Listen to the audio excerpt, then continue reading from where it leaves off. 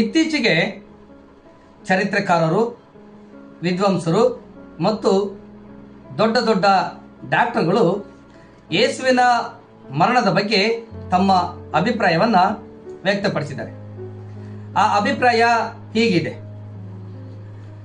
ಈ ಜಗತ್ತಿನಲ್ಲಿ ಪೂರ್ವಕಾಲದಿಂದ ಇಲ್ಲಿಯವರೆಗೆ ಮನುಷ್ಯರಿಗೆ ವಿಧಿಸಿದಂಥ ಮರಣದಂಡನೆಯಲ್ಲಿ ಯೇಸುವಿಗೆ ವಿಧಿಸಿದಂಥ ಮರಣದಂಡನೆ ಅತ್ಯಂತ ಘೋರವಾದದ್ದು, ಕ್ರೂರವಾದದ್ದು ಮತ್ತು ಭಯಂಕರವಾದದ್ದು. ಯಾಕಂದರೆ ಯೇಸು ಸ್ವಾಮಿಯನ್ನು ಸಿಲುಬೆಗೆ ಹಾಕುವುದಕ್ಕಿಂತ ಮುಂಚೆ ಆತನ ಬೆನ್ನಿಗೆ 39 ಚಡಿಯೇಟುಗಳನ್ನು ಹೊಡಿತಾರೆ. ಅಲ್ಲಿಂದ ಆತನನ್ನ ಪಿಲಾತನ ಬಳಿಗೆ ನಡೆಸಿಕೊಂಡು ಕರ್ಕೊಂಡು ಹೋಗ್ತಾರೆ.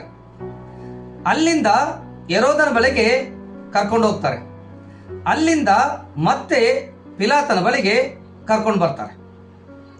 ಇದಾದ್ಮೇಲೆ ಯೇಸು ಸ್ವಾಮಿಗೆ ಮುಖಕ್ಕೆ ಗುದ್ದಿ ಪ್ರವಾದನೆ ಹೇಳು ಅಂತ ಹೇಳ್ತಾರೆ. ಇದಾದ್ಮೇಲೆ ಯೇಸು ಸ್ವಾಮಿಯ ತಲೆಗೆ ಮುಳ್ಳಿನ ಕಿರೀಟವನ್ನು ಇಟ್ಟು ಬೆತ್ತದಿಂದ ಹೊಡಿತಾರೆ.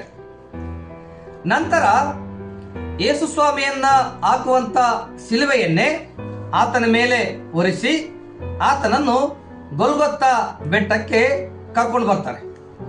ಅಲ್ಲಿ ಆತನನ್ನು ಆ ಸಿಲುಬೆಯ ಮೇಲೆ ಮಲಗಿಸಿ ಆತನ ಕೈಕಾಲುಗಳಿಗೆ ಮೊಳೆಯನ್ನು ಹೊಡಿತಾರೆ. ನಂತರ ಆ ಸಿಲುಬೆಯನ್ನು ಭೂಮಿಯಲ್ಲಿ ಉಣ್ತಾರೆ. ಆಗ ಯೇಸು ಸ್ವಾಮಿ ತನ್ನನ್ನು ಹಿಂಸಿಸಿದವರಿಗಾಗಿ ತಂದೆಯಾದ ದೇವರಿಗೆ ಪ್ರಾರ್ಥನೆ ಮಾಡ್ತಾರೆ. ಹಾಗಾಗಿ ಕ್ರೈಸ್ತರು ಯೇಸುವನ್ನು ದೇವರು ಅಂತ ಆರಾಧಿಸ್ತಾರೆ ಅಂತ ಆ ಚರಿತ್ರೆಕಾರರು, ವಿದ್ವಾಂಸರು, ಡಾಕ್ಟರ್ಗಳು ತಮ್ಮ ಅಭಿಪ್ರಾಯವನ್ನು ಈ ರೀತಿಯಾಗಿ ವ್ಯಕ್ತಪಡಿಸಿದ್ದಾರೆ. ಇವತ್ತು ನಾವು ಆ ಪ್ರಾರ್ಥನೆಯನ್ನ ಧ್ಯಾನ ಮಾಡೋಣ. ಅಂದರೆ ಯೇಸು ಸ್ವಾಮಿ ಸಿಲುಬೆಯಲ್ಲಿ ಆಡಿದಂಥ ಮೊದಲನೇ ಮಾತನ್ನು ಧ್ಯಾನ ಮಾಡೋಣ. ಮೊದಲು ಆ ವಾಕ್ಯವನ್ನು ಓದೋಣ. ಲೂಕನ ಸುವಾರ್ತೆ 23ನೇ ಅಧ್ಯಾಯ 34ನೇ ವಚನ. ಆಗ ಯೇಸು, ತಂದೆಯೇ, ಅವರಿಗೆ ಕ್ಷಮಿಸು, ತಾವು ಏನು ಮಾಡುತ್ತೇವೆಂಬುದನ್ನು ಅರಿಯರು ಅಂದನು. ಆಮೇಲೆ ಆತನ ಬಟ್ಟೆಗಳನ್ನು ಪಾಲು ಮಾಡಿ ಚೀಟು ಹಾಕಿದರು. ಗಮನಿಸ್ರಿ, ಇಲ್ಲಿ ನಾವು ಮೊದಲನೇದಾಗಿ 3 ದೃಶ್ಯಗಳನ್ನು ಕಾಣ್ತೀವಿ. ಎರಡನೇದಾಗಿ ಈ ಮಾತಿನಿಂದ ನಾವು 3 ಪಾಠಗಳನ್ನು ಕಲಿತೀವಿ. ಯೇಸು ಸ್ವಾಮಿ ಸಿಲುಬೆಯಲ್ಲಿ 7 ಮಾತುಗಳನ್ನು ನುಡಿದಿದ್ದಾನೆ. ಅಂದರೆ 7 ಮಾತುಗಳನ್ನು ಮಾತಾಡಿದ್ದಾನೆ. ನಾವಿವತ್ತು ಧ್ಯಾನ ಮಾಡ್ತಕ್ಕಂಥದ್ದು ಮೊದಲನೆಯ ಮಾತು. ಕೆಲವರು ಈ ಮಾತನ್ನ ಕ್ಷಮಾಪಣೆಯ ಮಾತು ಅಂತ ಕರೀತಾರೆ, ಇನ್ನು ಕೆಲವರು ಪ್ರಾರ್ಥನೆ ಅಂತ ಕರೀತಾರೆ. ಅವರವರ ಅಭಿಪ್ರಾಯ.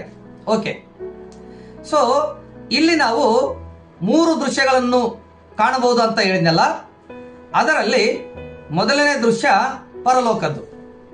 ಹೇಗಂದ್ರೆ ಯೇಸು ಸ್ವಾಮಿ ಈ ಪ್ರಾರ್ಥನೆಯನ್ನ ತಂದೆಯೇ, ಕರೆಕ್ಟ್ ಅಲ್ವಾ, ತಂದೆಯೇ ಅಂತ ತಂದೆಗೆ ಹೇಳ್ತಾನೆ, ತಂದೆಗೆ ಪ್ರಾರ್ಥನೆ ಮಾಡ್ತಾನೆ. ತಂದೆ ಯಾರು? ದೇವರು. ಇಲ್ಲಿ ಕೂಡ ಯೇಸು ಸ್ವಾಮಿ ನಾನೊಬ್ಬನೇ ಇಲ್ಲ, ತಂದೆ ಇದ್ದಾನೆ ಅಂತ ನಮಗೆ ಜ್ಞಾಪಕ ಪಡಿಸ್ತಾನೆ. ಇಲ್ಲೂ ಕೂಡ ತ್ರಯೇಕತ್ವವನ್ನು ವ್ಯಕ್ತಪಡಿಸ್ತಾನೆ ಯೇಸು ಸ್ವಾಮಿ ಸಿಲುಬೆ ಮೇಲೆ. ಕರೆಕ್ಟ್ ಅಲ್ವಾ? ಯೋಹಾನ ಸುವಾರ್ತೆಯಲ್ಲಿ ಯೇಸು ಸ್ವಾಮಿ ಹೇಳ್ತಾನಲ್ಲ, ದೇವರನ್ನು ನಂಬಿರಿ, ನನ್ನನ್ನು ನಂಬಿರಿ ಅಂತ ಅಲ್ವಾ? ಸೊ ಇದು ಪರಲೋಕ ದೃಶ್ಯ. ತಂದೆಯಾದ ದೇವರು ಪರಲೋಕದಲ್ಲಿದ್ದಾನೆ. ಈಗ ಎರಡನೇ ದೃಶ್ಯ ಭೂಮಿಯ ಮೇಲಿದೆ. ಹೇಗಂದ್ರೆ ಯೇಸು ಸ್ವಾಮಿ ತಂದೆಗೆ ತಾವು ಏನು ಮಾಡುತ್ತೇವೆಂಬುದನ್ನು ಅರಿಯರು ಅಂತ ಪ್ರಾರ್ಥನೆ ಮಾಡ್ತಾನೆ. ಯಾರಿಗಾಗಿ ಪ್ರಾರ್ಥನೆ ಮಾಡ್ತಾನೆ? ತನ್ನನ್ನು ಹಿಡಿದುಕೊಟ್ಟವರಿಗಾಗಿ, ತನ್ನನ್ನು ಹೊಡೆದವರಿಗಾಗಿ, ಮುಖಕ್ಕೆ ಗುದ್ದಿ ಪ್ರವಾದನೆ ಹೇಳು ಅಂತ ಹೇಳಿದವರಿಗಾಗಿ, ತನಗೆ ಮುಳ್ಳಿನ ಕಿರೀಟವನ್ನು ಇಟ್ಟವರಿಗಾಗಿ, ತನ್ನನ್ನು ನಿಂದಿಸಿ ಅವಮಾನಿಸಿದವರಿಗಾಗಿ, ತನ್ನನ್ನು ಸಿಲುಬೆಗೆ ಹಾಕಿದವರಿಗಾಗಿ ಯೇಸು ಸ್ವಾಮಿ ಈ ಪ್ರಾರ್ಥನೆ ತಂದೆಗೆ ಮಾಡ್ತಾನೆ. ಈ ದೃಶ್ಯ ಎಲ್ಲಿದೆ ಅಂದ್ರೆ ಇವರೆಲ್ಲ ಎಲ್ಲಿದ್ದಾರೆ? ಯೇಸು ಸ್ವಾಮಿಯ ಶಿಲುಬೆಯ ಮುಂದೆ ಭೂಮಿಯ ಮೇಲೆ ನಿಂತಿದ್ದಾರೆ. ಅಂದ್ರೆ ಇದು ಎರಡನೇ ದೃಶ್ಯ, ಭೂಮಿಯ ಮೇಲಿದೆ. ಈಗ ಮೂರನೇ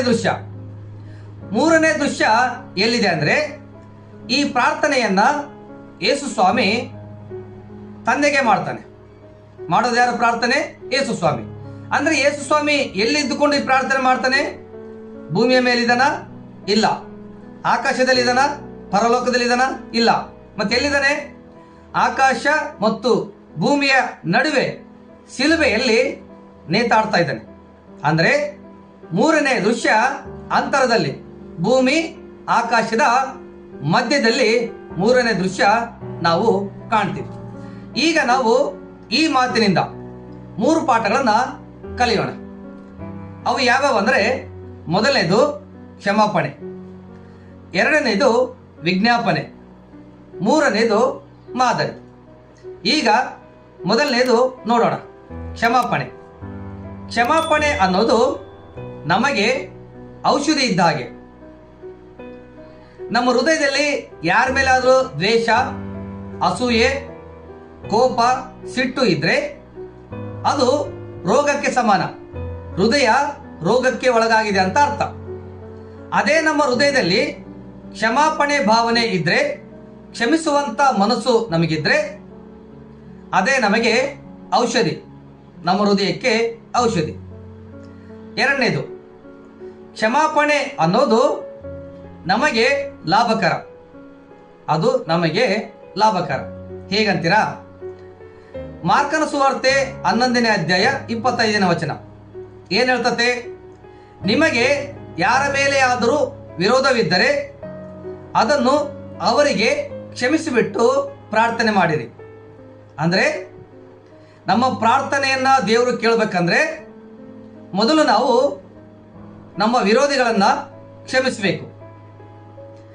ನಾವು ಕ್ಷಮಿಸಿ ಪ್ರಾರ್ಥನೆ ಮಾಡಿದ್ರೆ ದೇವರು ಪ್ರಾರ್ಥನೆ ಕೇಳ್ತಾನೆ, ಪ್ರಾರ್ಥನೆಗೆ ಉತ್ತರ ಕೊಡ್ತಾನೆ. ಇದು ನಮಗೆ ಲಾಭಕರ. ಇನ್ನು ಮೂರನೇದು, ಕ್ಷಮಿಸುವವರು ಧನ್ಯರು, ಅವರು ಕ್ಷಮಾಪಣೆಯನ್ನು ಹೊಂದುವರು. ಹೇಗಂದ್ರೆ ಯೇಸುಸ್ವಾಮಿ ಹೇಳ್ತಾನಲ್ಲ, ಕರುಣೆಯುಳ್ಳವರು ಧನ್ಯರು, ಕರುಣೆ ಹೊಂದುವರು ಅಂತ. ಅದೇ ರೀತಿಯಾಗಿ ಇದು ಕೂಡ ಯೇಸುಸ್ವಾಮಿ ಬೆಟ್ಟದ ಪ್ರಸಂಗದಲ್ಲಿ ಪ್ರಾರ್ಥನೆ ಕಲಿಸ್ಕೊಡ್ತಾನೆ ತನ್ನ ಶಿಷ್ಯರಿಗೆ. ಆ ಪ್ರಾರ್ಥನೆಯಲ್ಲಿ ಒಂದು ಮಾತು ಹೇಳ್ತಾನೆ, ಏನು? ನಮಗೆ ತಪ್ಪು ಮಾಡಿದವರನ್ನು ನಾವು ಕ್ಷಮಿಸಿದಂತೆ ನಮ್ಮ ತಪ್ಪುಗಳನ್ನು ಕ್ಷಮಿಸುವಂತ ಪ್ರಾರ್ಥನೆ ಕಲಿಸ್ಕೊಡ್ತಾನೆ. ನೋಡ್ರಿ, ನಾವು ನಮಗೆ ತಪ್ಪು ಮಾಡಿದವರನ್ನು ಕ್ಷಮಿಸಿದ್ರೆ ನಮ್ಮ ಹೃದಯದಲ್ಲಿ ಅನೇಕರ ಮೇಲೆ ಬೇಸರ ಇರುತ್ತೆ. ನಮ್ಮನ್ನ ಅವಮಾನಿಸಿರ್ತಾರೆ, ನಮ್ಮ ಬಗ್ಗೆ ಕೇವಲವಾಗಿ ಮಾತಾಡಿರ್ತಾರೆ, ಕೆಟ್ಟದಾಗಿ ಅಪಪ್ರಚಾರ ಮಾಡಿರ್ತಾರೆ, ನಮಗೆ ಅನ್ಯಾಯ ಮಾಡಿರ್ತಾರೆ, ನಮ್ಮ ಜೀವನ ಹಾಳು ಮಾಡಿರ್ತಾರೆ, ನಮ್ಮ ಮಾನ ಮರ್ಯಾದೆ ತೆಗೆದಿರ್ತಾರೆ. ಕೋಪ ಇರುತ್ತೆ. ನನಗೂ ಕೂಡ ಒಂದು ಕಾಲದಲ್ಲಿ ಇತ್ತು, ನಾನು ಕೂಡ ಬೇರೆಯವರಿಂದ ಅನ್ಯಾಯಕ್ಕೆ ಒಳಗಾಗಿದ್ದೀನಿ. ಆದರೆ ಈ ವಿಡಿಯೋವನ್ನು ಮಾಡೋಕ್ಕಿಂತ ಮುಂಚೆ ನಾನು ಪಶ್ಚಾತ್ತಾಪ ಪಟ್ಟು ಪ್ರಾರ್ಥನೆ ಮಾಡಿ ಅವರನ್ನು ಕ್ಷಮಿಸಿ ಈ ವಿಡಿಯೋವನ್ನ ಮಾಡ್ತಾ ಇದ್ದೀನಿ. ಯಾಕಂದ್ರೆ ಪ್ರತಿ ಮನುಷ್ಯನಿಗೆ ಒಂದು ಮೈಂಡ್ ಸೆಟ್ ಇರಬೇಕು. ಓಕೆ, ಒಂದು ಮೈಂಡ್ ಸೆಟ್ ಇರಬೇಕು, ಒಂದು ಇಷ್ಟ ಇರಬೇಕು. ಅದೇನಂದ್ರೆ ನಾನು ಪರಲೋಕಕ್ಕೆ ಹೋಗಬೇಕು. ಪ್ರತಿ ಮನುಷ್ಯನಿಗೆ ನಾನು ಸ್ವರ್ಗಕ್ಕೆ ಹೋಗಬೇಕು ಅನ್ನೋ ಮನೋಭಾವ ಇರಬೇಕು. ಆಗ ಅವನಲ್ಲಿ ಕ್ಷಮಾಭಾವ ಇರ್ತದೆ. ಇದು ಪ್ರತಿಯೊಬ್ಬ ಮನುಷ್ಯನಲ್ಲೂ ಇರಬೇಕು. ಆವಾಗ ಯಾರ ಮೇಲೂ ಅವನ ಹೃದಯದಲ್ಲಿ ದ್ವೇಷ ಇರಲ್ಲ. ಇನ್ನು ನಾಲ್ಕನೇದು, ನಾವು ಮತ್ತೊಬ್ಬರನ್ನು ಕ್ಷಮಿಸಿದರೆ ಕ್ರಿಸ್ತನ ಅನುಯಾಯಿಗಳು ದೇವರ ಮಕ್ಕಳಾಗ್ತೀವಿ. ಹೇಗಂದ್ರೆ ಕ್ರಿಸ್ತ ಯೇಸುವಿನಲ್ಲಿದ್ದಂಥ ಮನಸ್ಸು ನಿಮ್ಮಲ್ಲಿಯೂ ಇರಲಿ ಅಂತ ವಾಕ್ಯ ಹೇಳುತ್ತಲ್ಲ. ಇವಾಗ ಕ್ರಿಸ್ತ ಯೇಸುವಿನಲ್ಲಿ ಯಾವ ಮನಸ್ಸಿದೆ? ಕ್ಷಮಿಸುವ ಮನಸ್ಸಿದೆ. ಮತ್ತೆ ನಾವು ಕ್ರಿಸ್ತನ ಅನುಯಾಯಿಗಳು ದೇವರ ಮಕ್ಕಳಾದ್ರೆ ನಮಗೆ ಯಾವ ಮನಸ್ಸಿರಬೇಕು? ಅದೇ ದೇವರ ಮನಸ್ಸಿರಬೇಕು, ಅದೇ ಕ್ರಿಸ್ತನ ಮನಸ್ಸಿರಬೇಕು. ಅವಾಗ ಮಾತ್ರ ನಾವು ಯೇಸುವಿನ ಶಿಷ್ಯರು, ಯೇಸುವಿನ ಅನುಯಾಯಿಗಳು, ದೇವರ ಮಕ್ಕಳು ಅಂತ ಅನ್ನಿಸಿಕೊಳ್ಳಿಕ್ಕೆ ಯೋಗ್ಯರಾಗ್ತೀವಿ. ನಮ್ಮಲ್ಲಿ ಕ್ಷಮಾಭಾವನೆ ಅಥವಾ ಕ್ಷಮಿಸುವ ಮನಸ್ಸು ಇಲ್ಲ ಅಂದ್ರೆ ಕ್ರಿಸ್ತನ ಮನಸ್ಸು ನಮ್ಮಲ್ಲಿ ಇಲ್ಲ, ನಾವು ಕ್ರಿಸ್ತನನ್ನು ಅನುಸರಿಸ್ತಿಲ್ಲ, ದೇವರ ಮಕ್ಕಳು ಅಲ್ಲ ಅಂತ ಅರ್ಥ. ಇದು ನಾವು ಕ್ಷಮಾಪಣೆಯಿಂದ ಕಲಿಯುವಂತ ಪಾಠ. ಇನ್ನು ಇದೆ ನೋಡ್ರಿ, ಇದೇ ಯೇಸು ಸ್ವಾಮಿಯ ಸ್ಥಾನದಲ್ಲಿ ಇನ್ನೊಬ್ಬ ವ್ಯಕ್ತಿ ಬರ್ತಾನೆ. ಅಂದ್ರೆ ಆ ವ್ಯಕ್ತಿ ಶಿಲುಬೆಯಲ್ಲಿಲ್ಲ, ಆದರೆ ಮರಣ ಶಿಕ್ಷೆಯಲ್ಲಿದ್ದಾನೆ. ಯಾರು? ಸ್ಟೆಫನ. ಸ್ಟೆಫನ ತನ್ನನ್ನು ಕಲ್ಲು ಹೊಡೆದವರಿಗಾಗಿ ದೇವರಿಗೆ ಹೇಳ್ತಾನೆ, ಪ್ರಾರ್ಥನೆ ಮಾಡ್ತಾನೆ, ಕರ್ತನೆ ಈ ಪಾಪವನ್ನು ಅವರ ಮೇಲೆ ಹಾಕಬೇಡ ಅಂತ. ಅಂದ್ರೆ ಏನರ್ಥ? ಸ್ಟೆಫನ ತನ್ನನ್ನು ಕಲ್ಲಿನಿಂದ ಹೊಡೆದವರನ್ನು ಕ್ಷಮಿಸಿದಾನೆ ಅಂತ ಅರ್ಥ. ಕ್ಷಮಿಸಿದಾನೆ ಅಂತ ಅರ್ಥ. ಕರೆಕ್ಟ್ ಅಲ್ವಾ? ಅದೇ ರೀತಿಯಾಗಿ ನಾವು ಕೂಡ ಇನ್ನೊಬ್ಬರನ್ನ ಅಂದ್ರೆ ಮತ್ತೊಬ್ಬರನ್ನ ನಾವು ಕ್ಷಮಿಸಬೇಕು. ಈಗ ನಾವು ಹಳೆ ಒಡಂಬಡಿಕೆಗೆ ಬರೋಣ. ಹಳೆ ಒಡಂಬಡಿಕೆಯಲ್ಲಿ ಒಂದು ಯಜ್ಞ ಇದೆ. ಅಂದ್ರೆ 5 ಯಜ್ಞಗಳಲ್ಲಿ ಇದು ಒಂದು ಯಜ್ಞ. ಯಾವುದು? ದೋಷ ಪರಿಹಾರಕ ಯಜ್ಞ ಅಂತ ಕರೀತಾರೆ. ಯಾರಾದರೂ ತಿಳಿಯದೆ ತಪ್ಪು ಮಾಡಿದರೆ ಅಥವಾ ದೇವರು ನೇಮಿಸಿದ ನಿಯಮಗಳನ್ನ ತಿಳಿಯದೆ ಮೀರಿ ತಪ್ಪು ಮಾಡಿದರೆ ಅವರು ಓತ, ಟಗರು, ಕುರಿ ಅಥವಾ ಮೇಕೆಯನ್ನ, ಪಾರಿವಾಳದ ಮರಿಗಳನ್ನ ಅಥವಾ ಬೆಳವದ ಮರಿಗಳನ್ನ ತಂದು ಕೊಡಬೇಕು. ಯಾಜಕ ಅದನ್ನು ಯಜ್ಞವೇದಿ ಮೇಲೆ ಯಜ್ಞ ಮಾಡಿದಾಗ ಅದು ಅವನಿಗೆ ಕ್ಷಮಾಪಣೆ ಆಗುತ್ತೆ. ಆಗ ತಿಳಿಯದೆ ತಪ್ಪು ಮಾಡಿದವನಿಗೆ ಕ್ಷಮಾಪಣೆ ಆಗುತ್ತೆ. ಅದನ್ನ ದೋಷ ಪರಿಹಾರಕ ಯಜ್ಞ ಅಂತ ಕರೀತಾರೆ. ನೀವು ಬೇಕಾದ್ರೆ ಯಾಜಕ ಕಾಂಡ 4-5ನೇ ಅಧ್ಯಾಯದಲ್ಲಿ ಓದ್ಕೋಬಹುದು. ಯಾಜಕ ಕಾಂಡ ಪೂರ್ತಿ ಓದ್ರಿ, ಅರ್ಥ ಆಗುತ್ತೆ. ಅದೇ ರೀತಿಯಾಗಿ ಯೇಸು ಸ್ವಾಮಿ ಇಲ್ಲಿ ಕೂಡ ಅದನ್ನೇ ಹೇಳ್ತಾ ಇದ್ದಾನೆ. ಈಗ ದೋಷ ಪರಿಹಾರಕ ಯಾರು ಮಾಡ್ತಿದ್ದಾರೆ ಅಂದ್ರೆ ದೋಷ ಪರಿಹಾರ ಯಾರು ಮಾಡ್ತಿದ್ದಾರೆ? ದೋಷ ಪರಿಹಾರಕ ಕುರಿ ಯಾರು? ಯಜ್ಞಕ್ಕೆ ನೇಮಿಸಿದ ಕುರಿ ಇಲ್ಲಿ ಯೇಸು ಸ್ವಾಮಿ. ಇಲ್ಲಿ ಯೇಸು ಸ್ವಾಮಿ ಶಿಲುವೆ ಮೇಲೆ ಯಜ್ಞ ಆಗ್ತಿದ್ದಾನೆ.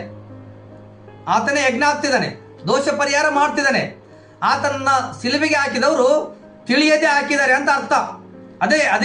ಅದನ್ನೇ ಯೇಸು ಸ್ವಾಮಿ ಹೇಳ್ತಾನೆ, ಅರಿಯರು ತಾವು ಏನು ಮಾಡುತ್ತೇವೆ ಎಂಬುದನ್ನು ಅವರು ಅರಿಯರು ಅಂತ. ಅಂದ್ರೆ ಅವರು ಯೇಸು ಸ್ವಾಮಿಯನ್ನ ಅರಿಯದೆ ಶಿಲುಬೆಗೆ ಹಾಕಿದ್ದಾರೆ. ಅದನ್ನೇ ಯೇಸು ಸ್ವಾಮಿ ತಂದೆಗೆ ಹೇಳ್ತಾನೆ, ಅವ್ರನ್ನ ಕ್ಷಮಿಸು ಅಂತ. ಇಲ್ಲಿ ಯೇಸು ಸ್ವಾಮಿ ಶಿಲುಬೆ ಮೇಲೆ ದೋಷ ಪರಿಹಾರಕ ಯಜ್ಞ ಆಗ್ತಿದ್ದಾನೆ. ಆತ ಆ ಯಜ್ಞವಾದದ್ರಿಂದ ನಮ್ಮೆಲ್ಲರಿಗೂ ಕೂಡ ಕ್ಷಮಾಪಣೆ ಸಿಕ್ಕಿತು. ನಮ್ಮೆಲ್ಲರಿಗೂ ಕೂಡ ಕ್ಷಮಾಪಣೆ ಸಿಕ್ಕಿತು. ನಾವು ಕೂಡ ಕ್ಷಮಾಪಣೆ ಹೊಂದಿದ್ದೀವಿ. ಅದೇ ರೀತಿಯಾಗಿ ನಾವು ಕೂಡ ಇನ್ನೊಬ್ಬರನ್ನ ಕ್ಷಮಿಸಬೇಕು. ಸೌಲನನ್ನ ದಾವಿದ ಕ್ಷಮಿಸಿದ. ಅದಕ್ಕೆ ದಾವಿದ ಉನ್ನತ ಸ್ಥಾನವನ್ನ ಪಡೆದದ್ದು. ಯೋಸೇಪ ತನ್ನ ಅಣ್ಣಂದಿರನ್ನು ಕ್ಷಮಿಸಿದ. ಹಿಂಸೆ ಕೊಟ್ಟರು, ಅಣ್ಣಂದಿರು ಮಾರಿದ್ರು, ಆದ್ರೂ ಕೂಡ ಯೋಸೇಪ ಕ್ಷಮಿಸಿದ. ನೆಕ್ಸ್ಟ್ ಯೋಸೇಪನ್ನು ನಾವು ಯಾವ ರೀತಿಯಾಗಿ ನೋಡ್ತೀವಿ? ಉನ್ನತ ಸ್ಥಾನದಲ್ಲಿ ಕಾಣ್ತೀವಿ, ಉನ್ನತ ಸ್ಥಾನದಲ್ಲಿ ನೋಡ್ತೀವಿ. ನಾವು ಕೂಡ ಉನ್ನತ ಸ್ಥಾನಕ್ಕೆ ಅಂದ್ರೆ ಪರಲೋಕಕ್ಕೆ ಹೋಗಬೇಕಂದ್ರೆ, ಉನ್ನತ ಸ್ಥಾನವನ್ನು ಪಡಿಬೇಕಂದ್ರೆ ನಮ್ಮನ್ನು ಹಿಂಸೆ ಪಡಿಸಿದವರನ್ನು ಮತ್ತೆ ನಮಗೆ ಕೇಡು ಮಾಡಿದವರನ್ನು ನಾವು ಕ್ಷಮಿಸಬೇಕು. ಕ್ಷಮಿಸಿದಾಗ ನಾವು ಯೇಸು ಸ್ವಾಮಿಯ ಅನುಯಾಯಿಗಳಾಗ್ತೀವಿ. ಈಗ ಎರಡನೇದು ಯಾವುದು? ವಿಜ್ಞಾಪನೆ.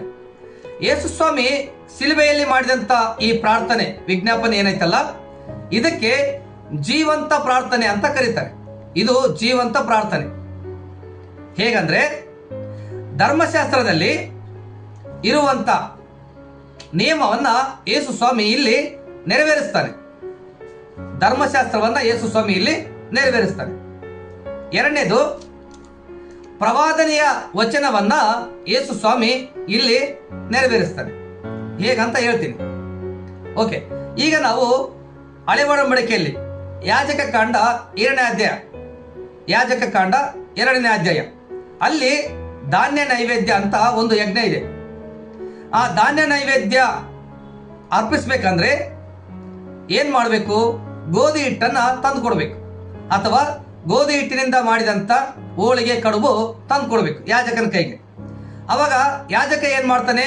ಆ ಹಿಟ್ಟನ್ನು ಅಂದ್ರೆ ಆ ಹಿಟ್ಟಿನಲ್ಲಿ ಒಂದು ಇಡೀ ಹಿಟ್ಟನ್ನು ತಗೊಂಡು, ಅಥವಾ ಹೋಳಿಗೆನೋ ಕಡುಬು ಇದ್ರೆ ಅವುಗಳಲ್ಲಿ ಸ್ವಲ್ಪ ತಗೊಂಡು ಮುರಿದು ಯಜ್ಞವೇದಿ ಮೇಲೆ ಯಜ್ಞ ಮಾಡ್ತಾನೆ. ಕೇವಲ ಆ ಬರೀ ಹಿಟ್ಟನ್ನು ಹಾಕಿದ್ರೆ ಅದು ಯಜ್ಞ ಆಗಲ್ಲ, ಸುವಾಸನೆಗಳು ಯಜ್ಞ ಆಗಲ್ಲ. ಆ ಹಿಟ್ಟಿನ ಜೊತೆಗೆ ಏನ್ ಹಾಕ್ಬೇಕು? ಎಣ್ಣೆ ಹಾಕ್ಬೇಕು. ಜೊತೆಗೆ ಇನ್ನೇನು ಹಾಕ್ಬೇಕು? ಧೂಪ ಹಾಕ್ಬೇಕು. ಧೂಪ ಇಲ್ದಲೆ ಧಾನ್ಯ ನೈವೇದ್ಯ ದೇವರಿಗೆ ಸಮರ್ಪಣೆ ಆಗಲ್ಲ. ಸುವಾಸನೆ ಉಂಟು ಮಾಡುವಂತ ಯಜ್ಞ ಆಗಲ್ಲ. ಧೂಪ ಹಾಕ್ಬೇಕು.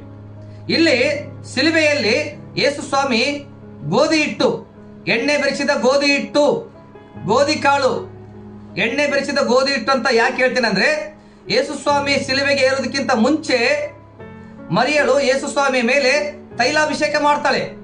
ಅಂದ್ರೆ ಅದರ ಅರ್ಥ ಏನು? ಗೋಧಿ ಹಿಟ್ಟಿನ ಮೇಲೆ ಎಣ್ಣೆ ಒಯ್ದರು ಅಂತ ಅರ್ಥ.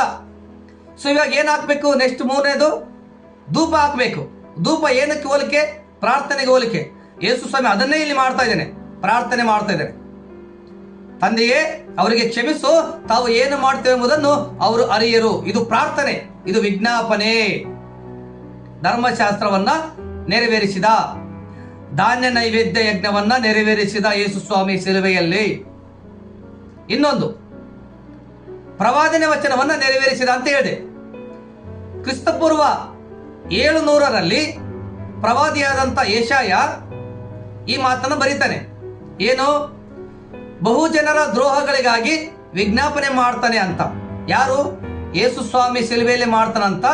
ಕ್ರಿಸ್ತಪೂರ್ವ ಅಂದ್ರೆ ಯೇಸು ಸ್ವಾಮಿ ಹುಟ್ಟುವುದಕ್ಕಿಂತ 700 ವರ್ಷಗಳ ಮುಂಚೆನೆ ಈ ಪ್ರವಾದನೆ ನುಡಿಯಲ್ಪಟ್ಟಿದೆ.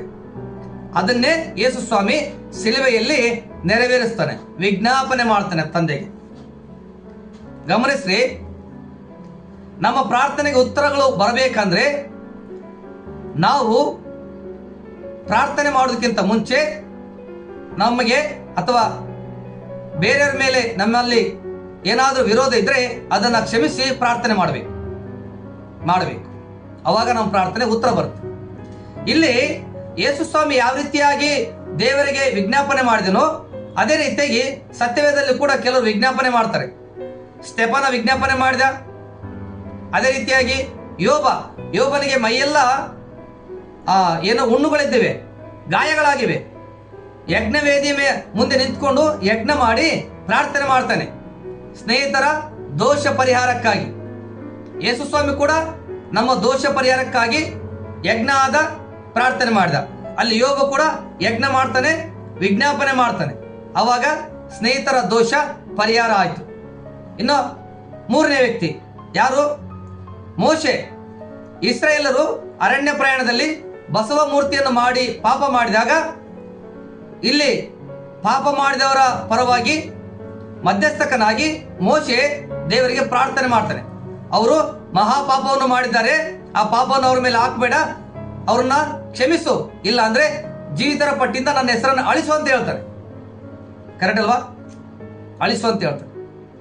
ಇನ್ನು ನಾಲ್ಕನೇದು, ಇದು ನಮಗೆ ಸಂಬಂಧಪಟ್ಟಿದ್ದು. ಯೋಹಾನ ತನ್ನ ಮೊದಲನೇ ಪತ್ರಿಕೆಯಲ್ಲಿ ಬರೀತಾನೆ, ನಿಮ್ಮ ಸಹೋದರರಲ್ಲಿ ಯಾವನಾದರೂ ಮರಣಕರವಲ್ಲದ ಪಾಪವನ್ನು ಮಾಡುವುದನ್ನು ಕಂಡರೆ ಅವನಿಗಾಗಿ ಪ್ರಾರ್ಥನೆ ಮಾಡಿರಿ, ದೇವರು ಅವನಿಗೆ ಜೀವವನ್ನು ಅನುಗ್ರಹಿಸ್ತಾನೆ ಅಂತ ಬರೀತಾನೆ. ನಾವು ಕೂಡ ಮತ್ತೊಬ್ಬರಿಗಾಗಿ ಪ್ರಾರ್ಥನೆ ಮಾಡಬೇಕು, ಕ್ಷಮಿಸಿಬಿಟ್ಟು ಪ್ರಾರ್ಥನೆ ಮಾಡಬೇಕು. ಯೇಸು ಸ್ವಾಮಿಯ ಹಾಗೆ, ಸ್ಟೆಫನನ ಹಾಗೆ, ಯೋಬನ ಹಾಗೆ, ಮೋಶೆಯ ಹಾಗೆ ನಾವು ಮಧ್ಯವರ್ತಿಗಳಾಗಿ ಪ್ರಾರ್ಥನೆ ಮಾಡಬೇಕು.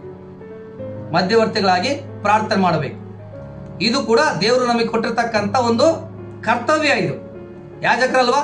ಕರ್ತವ್ಯ ಇದು. ಅರಣ್ಯ ಪ್ರಯಾಣದಲ್ಲಿ ಇನ್ನೊಂದು ದೃಶ್ಯವನ್ನು ನೋಡ್ತೀವಿ ನಾವು. ಅರಣ್ಯಕಾಂಡದಲ್ಲಿ ಈ ವಿಜ್ಞಾಪನೆ, ಈ ಪ್ರಾರ್ಥನೆ ಬರುತ್ತೆ. ಅದೇನಂದ್ರೆ, ದೇವರು ಕೋಪ ಮಾಡ್ಕೊಳ್ತಾನೆ. ಯಾರ ಮೇಲೆ? ಇಸ್ರಾಯೇಲರ ಮೇಲೆ. ಯಾಕೆ? ಮೋಶೆ ಆರೋನನನ್ನು ಇಸ್ರಾಯೇಲರು ದೂಷಿಸ್ತಾರೆ. ಆಗ ದೇವರಿಗೆ ಕೋಪ ಉಂಟಾಗುತ್ತೆ. ಆ ಕೋಪ ಉಂಟಾದಾಗ ಎಲ್ಲರ ಮಧ್ಯದಲ್ಲಿ ವ್ಯಾಧಿ ಹರಡಿಕೊಳ್ಳುತ್ತೆ. ಇಸ್ರಾಯೇಲರಿಗೆ ವ್ಯಾಧಿ ಹರಡಿಕೊಂಡಾಗ ಮೋಶೆ ಆರೋನನಿಗೆ ಹೇಳ್ತಾನೆ, ಆರೋನನೇ, ನೀನು ಧೂಪಾರತಿ ತಗೊಂಡು ಯಜ್ಞವೇದಿಯಲ್ಲಿ ಕೆಂಡಗಳನ್ನು ಅದರಲ್ಲಿ ತುಂಬಿಕೊಂಡು ಧೂಪವನ್ನು ತಗೊಂಡು ಇಸ್ರಾಯೇಲರ ಮಧ್ಯೆ ಹೋಗಿ ಧೂಪ ಹಾಕು ಅಂತ. ಅದೇ ರೀತಿಯಾಗಿ ಆರೋನ ಮಾಡ್ತಾನೆ, ಮಹಾಯಾಜಕ ಆರೋನ. ಅದೇ ರೀತಿಯಾಗಿ ಧೂಪ ಹಾಕಿದಾಗ ವ್ಯಾಧಿ ನಿಂತೋಗುತ್ತೆ. ಮಧ್ಯವರ್ತಿ ಯಾರು? ಆರೋನ. ಇಲ್ಲಿ ಕೂಡ ಯೇಸು ಸ್ವಾಮಿ ಧೂಪ ಹಾಕ್ತಾನೆ.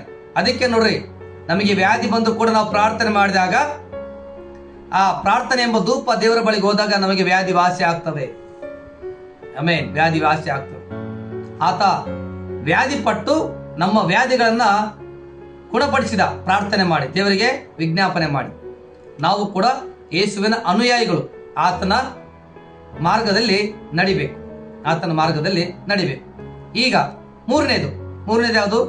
ಮಾದರಿ. ಹೇಗೆ ಮಾದರಿ ಯೇಸುಸ್ವಾಮಿ ಅಂದ್ರೆ, ಯೇಸುಸ್ವಾಮಿ ಈ ಭೂಮಿಯ ಮೇಲೆ ಅಂದ್ರೆ ಸಿಲುಬೆಗೆ ಏರೋದಕ್ಕಿಂತ ಮುಂಚೆ ಭೂಮಿಯಲ್ಲಿದ್ದಾಗ ಅನೇಕರಿಗಾಗಿ ಪ್ರಾರ್ಥನೆ ಮಾಡ್ತಾನೆ, ಆಮೇಲೆ ಅನೇಕರನ್ನ ಕ್ಷಮಿಸ್ತಾನೆ. ಯೇಸುಸ್ವಾಮಿ ಭೂಮಿಯ ಮೇಲಿದ್ದಾಗ ಅಂದ್ರೆ ಸಿಲುಬೆಗೆ ಏರೋದಕ್ಕಿಂತ ಮುಂಚೆ ಆತ ಕೆಲವು ಉಪದೇಶಗಳನ್ನ ಮಾಡ್ತಾನೆ. ಈ ಬೆಟ್ಟದ ಪ್ರಸಂಗದಲ್ಲಿ ಒಂದು ಮಾತು ಹೇಳ್ತಾನೆ. ಏನು? ನಿಮ್ಮ ವೈರಿಗಳನ್ನು ಕ್ಷಮಿಸಿರಿ, ನಿಮ್ಮನ್ನು ಹಿಂಸೆ ಪಡಿಸುವವರಿಗಾಗಿ ಪ್ರಾರ್ಥಿಸಿರಿ ಅಂತ. ಯೇಸುಸ್ವಾಮಿ ಏನನ್ನು ಹೇಳಿದನೋ ಸಿಲುಬೆಯಲ್ಲಿ ಅದನ್ನೇ ಮಾಡಿದ. ನಾವು ಕೂಡ ಏನನ್ನ ಬೋಧಿಸ್ತೀವೋ ಅದನ್ನ ಪಾಲಿಸಬೇಕು, ಏನನ್ನ ಕೇಳ್ತೀವೋ ಅದನ್ನ ಪಾಲಿಸಬೇಕು, ಏನನ್ನ ಹೇಳ್ತೀವೋ ಅದನ್ನ ಪಾಲಿಸಬೇಕು. ಕೇವಲ ಹೆಸರಿಗೆ ನಾಮಕಾರ್ಥ ಕ್ರೈಸ್ತರ ಆಗ್ಬಾರ್ದು. ಇನ್ನೊಂದು ಕಡೆ ಲೂಕನ ಸುವಾರ್ತೆ 6ನೇ ಅಧ್ಯಾಯದಲ್ಲಿ ನಿಮ್ಮನ್ನು ಬೈಯುವವರಿಗಾಗಿ ದೇವರನ್ನು ಪ್ರಾರ್ಥಿಸಿರಿ ಅಂತ ಯೇಸುಸ್ವಾಮಿ ಹೇಳ್ತಾನೆ ಈ ಮಾತನ್ನು. ಅಂದ್ರೆ ಯೇಸುಸ್ವಾಮಿ ಏನನ್ನ ಹೇಳಿದ ಅದನ್ನೇ ಮಾಡಿದ. ತನ್ನನ್ನು ಬೈಯುವವರಿಗಾಗಿ ಪ್ರಾರ್ಥಿಸಿದ, ಹಿಂಸೆ ಪಡಿಸುವವರಿಗಾಗಿ ಪ್ರಾರ್ಥಿಸಿದ. ಲೂಕನ ಸುವಾರ್ತೆಯಲ್ಲಿ ಅದೇ ಮಾತು ಹೇಳ್ತತೆ, ನಿಮ್ಮನ್ನು ಬೈಯುವವರಿಗಾಗಿ ದೇವರನ್ನು ಪ್ರಾರ್ಥಿಸಿರಿ ಅಂತ. ಯೇಸುಸ್ವಾಮಿ ಹೇಳಿದ್ದನ್ನೇ ಮಾಡಿದ. ಆತನೇ ನಮಗೆ ಮಾದರಿ, ಆತ ನಮಗೆ ಮೋರಲ್ ಮೋಟಿವೇಶನ್, ಆತನೇ ನಮಗೆ ಮಾಡೆಲ್. ಅದೇ ಮಾರ್ಗದಲ್ಲಿ ನಾವು ನಡಿಬೇಕು. ಸತ್ಯವೇದ ಕೈಗೊಂಡು ನಡಿಬೇಕು, ವಾಕ್ಯವನ್ನು ಕೈಗೊಂಡು ನಡಿಬೇಕು. ಕ್ಷಮಾಪಣೆ ಮನಸ್ಸಿರಬೇಕು, ವಿಜ್ಞಾಪನೆ ಮಾಡುವಂತ ಮನಸ್ಸಿರಬೇಕು. ವಾಕ್ಯಗಳನ್ನ ಕೈಗೊಂಡು ನಡೆಯುವಂತ ಮನಸ್ಸು ನಮಗಿರಬೇಕು. ಆಗ ನಾವು ಕ್ರೈಸ್ತರು, ಆಗ ನಾವು ಕ್ರಿಸ್ತನ ಅನುಯಾಯಿಗಳು, ಆಗ ನಾವು ದೇವರ ಮಕ್ಕಳಾಗ್ತೀವಿ. ಈ ವಿಡಿಯೋ ನಿಮಗೆ ಇಷ್ಟ ಆಗಿದ್ರೆ ಲೈಕ್ ಮಾಡ್ರಿ, ಅನೇಕರಿಗೆ ಶೇರ್ ಮಾಡ್ರಿ, ನಿಮ್ಮ ಅಭಿಪ್ರಾಯವನ್ನ ಕಾಮೆಂಟ್ಸ್ ಮಾಡಿ. ನನಗಾಗಿ, ನನ್ನ ಸೇವೆಗಾಗಿ, ದೇವರ ಸಹಾಯಕ್ಕಾಗಿ ಪ್ರಾರ್ಥನೆ ಮಾಡಿ. ಸಬ್ಸ್ಕ್ರೈಬ್ ಮಾಡಿಕೊಳ್ಳೋದನ್ನ ಮರಿಬೇಡಿ. ದೇವರು ನಿಮ್ಮನ್ನ ಆಶೀರ್ವಾದ ಮಾಡಿ. Praise the lord.